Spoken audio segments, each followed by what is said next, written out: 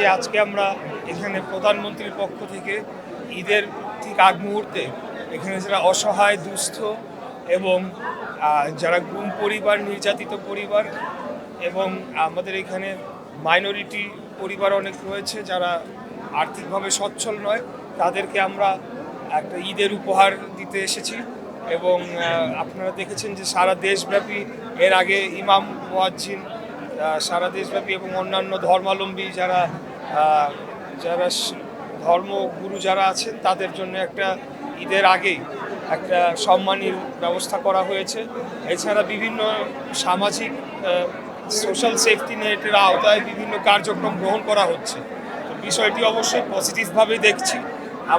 আমাদের সরকার গঠন করেছে 1 মাস হলো মাত্র, এর মধ্যে রমজান মাস হয়েছে, এর মধ্যে নানা ধরনের কার্যক্রমের মধ্যেও আমরা যারা প্রান্তিক পর্যায়ে যে সকল জনগোষ্ঠী রয়েছেন তাদের কথা আমরা ভুলে যাই নাই।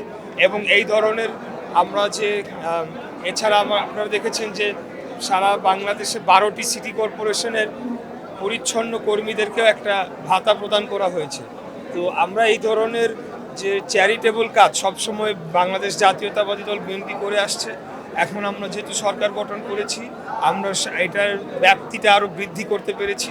আমরা সরকারের যে রিসোর্সেস আছে সেগুলোকে সঠিকভাবে কাজে লাগানোর চেষ্টা করছি এবং যাদের এই অর্থের প্রয়োজন তাদেরকে আমরা কিছুটা সাহায্য করার চেষ্টা করছি।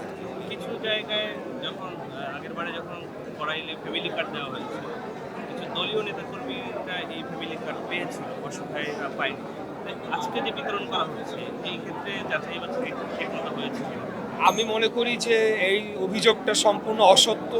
অবশ্যই এখানে দলীয় হোক বা যাই হোক, সে যদি কোয়ালিফাই করে এটার জন্য ফ্যামিলি কার্ডের জন্য তাহলে সে পাবে। তো একই রূপে আমরা একটা রাজনৈতিক সরকার, আমরা একটা রাজনৈতিক দল, বাংলাদেশ জাতীয়তাবাদী দল। আমরা আমাদের রাজনৈতিক সংগঠনের মাধ্যমেই আমরা জনগণের যে যাদের এই সকল সহায়তা প্রয়োজন সেই লিস্টগুলো আমরা তৈরি করে থাকি সাধারণত, এবং তাদের মাধ্যমে আমরা এগুলোকে সংগঠিত করে আমরা তাদের মাঝে এই সহায়তাগুলো প্রদান করে থাকি।